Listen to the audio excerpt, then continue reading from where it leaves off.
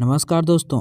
हमने अभी तक अपने पिछले 2 क्लासों में 1 से लेकर 50 और 51 से लेकर 100 तक के प्रश्नों को हल किया था और आज के क्लास में हम लोग 101 से लेकर 157 तक यानी टोटल 57 क्वेश्चन को आज हम लोग सॉल्व करेंगे। आज के लिए हमारा पहला प्रश्न है, सामान्य कार्य के लिए किसी बेंच वाइज को कितनी ऊंचाई पर फिट किया जाता है। तो सामान्य कार्य के लिए बेंच वाइज को 106 सेमी की ऊंचाई पर फिट किया जाता है। इसका सही आंसर होगा सी वाला। क्वेश्चन नंबर 102, हैंड वाइज का प्रयोग किया जाता है। तो हैंड वाइज का प्रयोग हम लोग छोटे छोटे कार्यों के लिए करते हैं। तो इसका सही आंसर हो जाएगा डी वाला। 103 नंबर का प्रश्न, स्ट्रेट पिन हैमर से हम लोग क्या कर सकते हैं। तो जो स्ट्रेट पिन हैमर होता है उसे सीट समतल किया जा सकता है। इसका सही आंसर होगा सी वाला।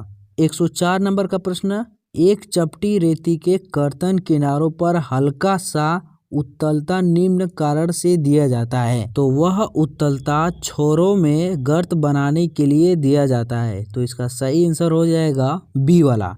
105 नंबर के प्रश्न में निम्न में से किस हथौड़े को भारी पिटवा कार्य के लिए प्रयोग किया जाता है। तो वो स्लेज हथौड़ों को भारी कार्यों के लिए यूज किया जाता है। इसका सही आंसर डी वाला। 106 नंबर प्रश्न, मृदु फ्लेट को बेंच वाइज में सीट मेटल के लिए क्लैपिंग में प्रयोग किया जाता है। क्यों प्रयोग किया जाता है हमें ये बताना है।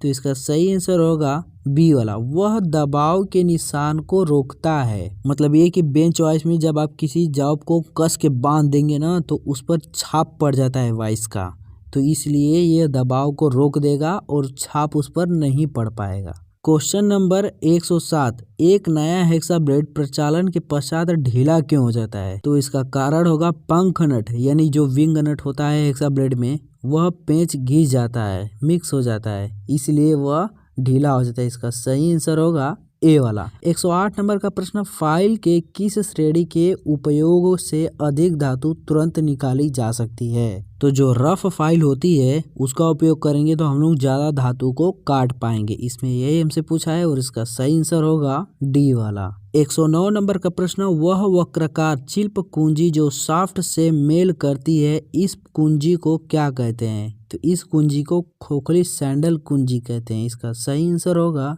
ए वाला।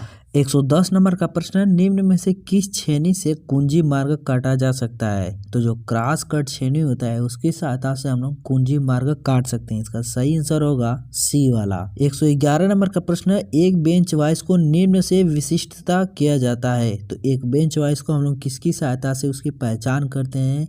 तो इसका सही आंसर होगा जबड़े की चौड़ाई से, ए वाला इसका सही होगा। हमें यदि मार्केट में जाकर बेंच वाइज खरीदना हो तो हम लोग ये देखेंगे कि वो कितना खुल रहा है, उसका जबड़ा कितना खुल रहा है, उसकी सहायता से हम लोग बेंच वाइज को खरीदेंगे। 112 नंबर का प्रश्न, निम्न में से कौन सा सामान्य तरह का कोल्ड चीजल नहीं है। तो इस ऑप्शन में एक डी वाला राउंड चीजल दिया है, तो यह एक कोल्ड चीजल नहीं है। इसका सही आंसर डी वाला होगा। 113 नंबर के प्रश्न में की वे ग्रू यानी झिरिया और स्लॉट खांचे को काटने के लिए किस चीजल का प्रयोग करेंगे। तो ग्रू और स्लॉट काटने के लिए हम लोग क्रॉस कट चीजल का प्रयोग करेंगे। इसका सही आंसर होगा बी वाला। 114 नंबर का प्रश्न, माइल्ड स्टील को काटने के लिए चीजल का पॉइंट कोण कितना होता है। तो माइल्ड स्टील को काटने के लिए चीजल का जो पॉइंट एंगल होता है वो 55 डिग्री होता है। इसका सही आंसर होगा सी वाला। 115 नंबर का क्वेश्चन, मुख्यतः चीजल यानी छेनी की उत्तलता होती है, अगर चीजल में उत्तलता न हो तो उसका जाप पर क्या प्रभाव पड़ेगा। तो जब छेनी में उत्तलता नहीं होगी तो वर्कपीस को काटने पर जो हम लोग काटेंगे वो मेटल हटेगा नहीं अपनी जगह से। इसका सही आंसर होगा बी वाला। 116 नंबर का क्वेश्चन, पिन हैमर का एक भाग होता है। पिन के कई अलग अलग प्रकार होते हैं, निम्न में से कौन सा एक पिन का प्रकार नहीं है। तो जो पिन हैमर होता है उसका कई प्रकार होते हैं और इन 4 ऑप्शनों में से हमें बताना है कौन सा पिन हैमर का प्रकार यानी पार्ट्स नहीं है। तो इसका सही आंसर होगा बेंड पिन। जो बेंड पिन होता है वो पिन हैमर का कोई प्रकार नहीं। इसका सही आंसर होगा डी वाला। 117 नंबर का क्वेश्चन, फाइल के ए भाग का नाम है। तो जो फाइल का ए भाग है यहाँ पर चित्र में दर्शाया गया है, हमें इसका नाम बताना है। तो इसका सही होगा नाम टैग। इसका सही आंसर सी वाला होगा। 118 नंबर का क्वेश्चन, हैंड फाइल बनाई जाती है। तो हैंड फाइल किस धातु की बनाई जाती है हमें ये बताना है। तो hand file high carbon steel का बनाया जाता है। इसका सही आंसर सी वाला होगा। 119 नंबर का क्वेश्चन में पूछा है हमसे कि फाइल कट के आधार पर 4 प्रकार के होते हैं और ये 4 ऑप्शन में से कौन सा वो कट का प्रकार नहीं है हमें ये बताना है।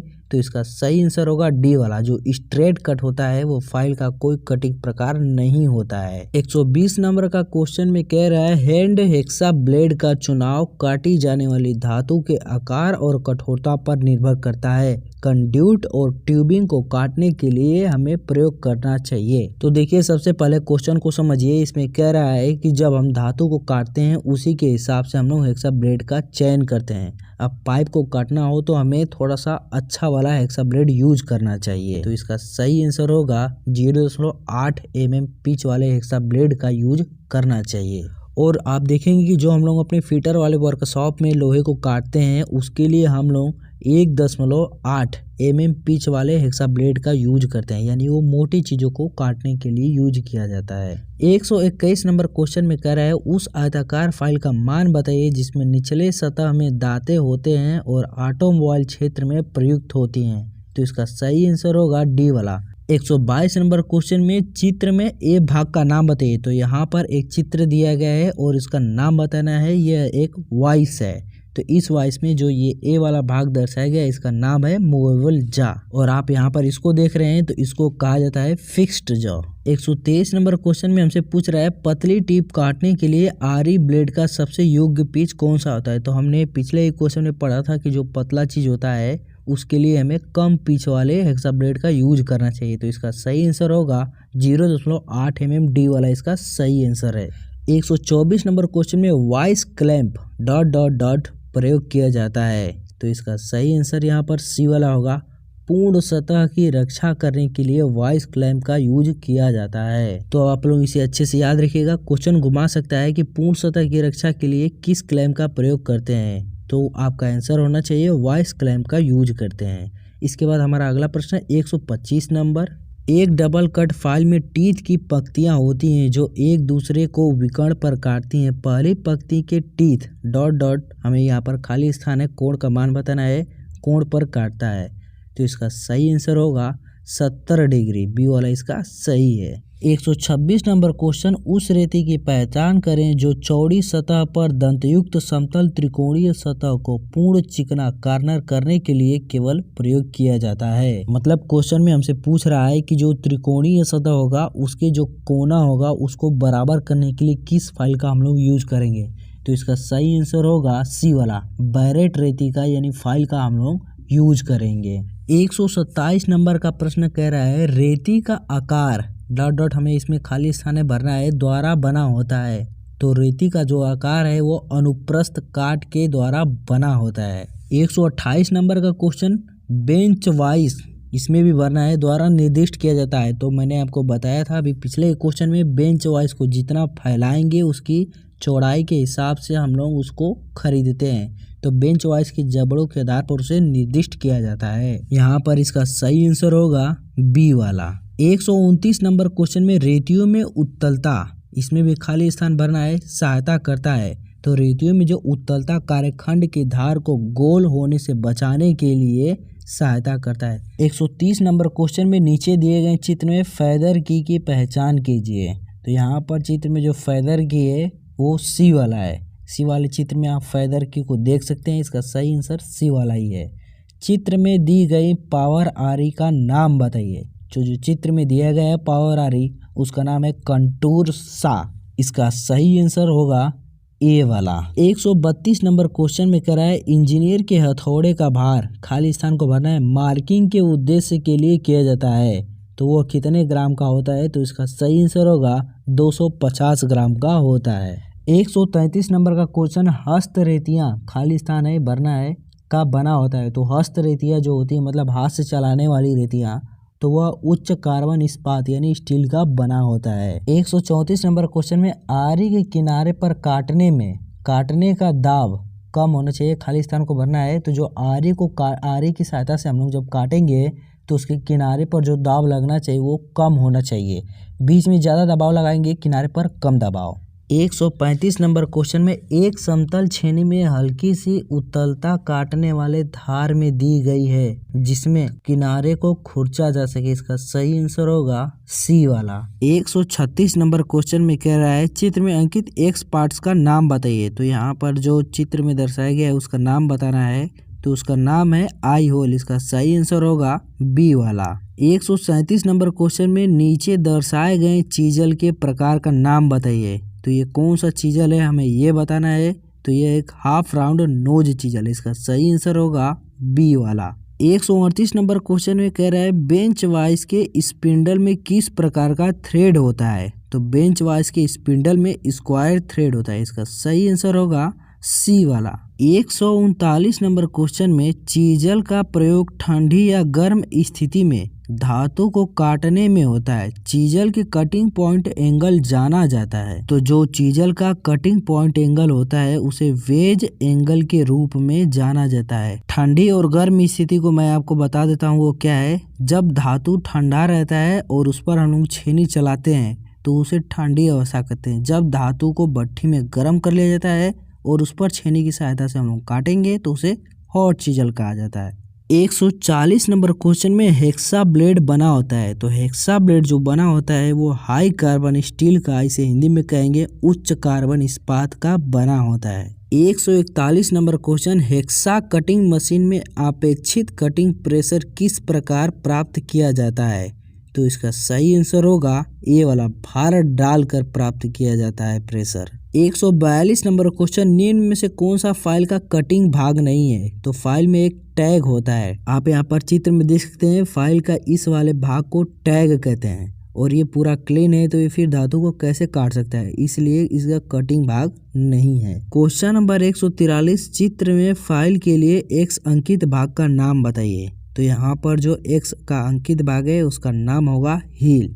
फाइल के इस वाले भाग को हम लोग हील कहते हैं। 144 नंबर का क्वेश्चन उस फाइल का नाम बताइए जो वुड वर्किंग साथ दांतों को तेज करने में प्रयुक्त होता है।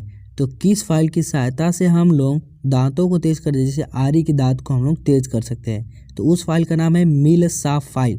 मिल साफ फाइल की सहायता से हम लोग दांतों को तेज कर सकते हैं। वुड वर्किंग सा का मतलब होता है कि लकड़ी के काम में प्रयोग होने वाले औजार, जैसे आरी की सहायता से हम लोग लकड़ी को काटते हैं तो आरी को हम लोग किस फाइल की सहायता से उसका दांत तेज करेंगे। तो उसका सही आंसर मिल सा फाइल हो जाएगा बी वाला। 145 नंबर का क्वेश्चन बेंच वाइज निर्दिष्ट किए जाते हैं। तो बेंच वाइज जो निर्दिष्ट किए जाते हैं घूमने वाले जबड़ों की मूविंग दूरी से किए जाते हैं या फिर जबड़ों की लंबाई से किए जाते हैं। 146 नंबर का क्वेश्चन चित्र में अंकित एक्स पार्ट का नाम बताइए। तो यह कौन सा भाग है हमें ये बताना है। तो ये एक हार्ड जबड़ा है। ये एक हार्ड जबड़ा इसलिए है क्योंकि आप जब वाइस में जाप को बांधेंगे तो ये जाकर इसी में चिपकेगा। अगर हर जाप को इसमें बांधते रहेंगे और ये हार्ड नहीं रहेगा तो ये एक दिन पचक जाएगा, खराब हो जाएगा, इसलिए इसको हार्ड बनाया जाता है। 147 नंबर क्वेश्चन में चित्र में अंकित एक्स पार्ट्स का नाम बताइए। तो यहाँ पर एक हेक्सा दिया गया है और हेक्से में इसका क्या नाम है हमसे ये पूछा है और ऑप्शन दिए गए हैं। तो इसका नाम होगा फ्रेम। इसका सही आंसर होगा ए वाला। 148 नंबर क्वेश्चन में हेक्सा ब्लेड में मोटी दांत वाली पीच होती है। तो हेक्सा ब्लेड में जो सबसे मोटी दांत वाली पीच होती है वो 1.8 mm होती है और जो सबसे पतली पीच वाली होती है वो 0.8 mm होती है। पीच का मतलब मैंने आपको अपने पिछले क्लास में भी बताया था, यहाँ पर भी आपको बता दे रहा हूँ कि जो आप हेक्सा ब्लेड देखेंगे उनके दो दांतें जो बाहर निकले होते हैं उनके बीच की दूरी को हम लोग पीच कहते हैं। और आप जब ITI कर रहे होंगे उस दौरान फिटर की जॉब बना रहे होंगे वहाँ पर हम लोग सबसे मोटे दांत वाले हेक्सा ब्लेड का यूज करते हैं जिसकी पिच होती है 1.8 mm। 149 नंबर क्वेश्चन में कह रहा है विभिन्न प्रकार की फाइलों का प्रयोग विभिन्न कंटूर की फाइल करने के लिए किया जाता है। चित्र में दर्शाई गई फाइल का नाम बताइए। तो यहाँ पर कौन सी फाइल है हमें ये बताना है। तो इस फाइल का नाम होगा हाफ राउंड फाइल। इसका सही आंसर होगा ए वाला। 150 नंबर क्वेश्चन में कह रहा है लेड, टिन, एल्युमिनियम जैसी मुलायम सामग्री की फाइल के लिए किस फाइल का प्रयोग किया जाता है। तो इसका सही आंसर होगा सी वाला, सिंगल कट फाइल का प्रयोग किया जाता है। मतलब कि जो मुलायम धातु रहेंगे एल्युमिनियम, लेड, टीन, इनके लिए सिंगल कट फाइल का प्रयोग करेंगे। सिंगल कट फाइल वो होता है कि जिसमें सिर्फ एक तरफ दांते कटे होते हैं, ऐसे तिरछा तिरछा। आप चित्र में देखिए, मैं आपको समझा रहा हूँ। मान लीजिए कि एक फाइल हो गया और इसमें इस तरह से तिरछे तिरछे दांते कटे हैं, इसको कहा जाता है सिंगल कट फाइल। यदि मैं इसी में ऐसे ऐसे तिरछा दांते काट दूँ तो इसे कहूँगा मैं डबल कट फाइल। तो मुझे ऐसा है कि आपको अब सिंगल कट फाइल और डबल कट फाइल में अंतर अच्छे से पता चल गया होगा। 151 नंबर क्वेश्चन में कह रहा है वाइस की बॉडी बनी होती है, जो वाइस बना होता है उसकी बॉडी ढलवें लोहे की बनी होती है। इसका सही आंसर होगा बी वाला। 152 नंबर क्वेश्चन में कह रहा है सुपर स्मूथ फाइल का जिक्र किया जाता है। तो सुपर स्मूथ फाइल का जिक्र DS द्वारा किया जाता है। इसका सही आंसर होगा बी वाला।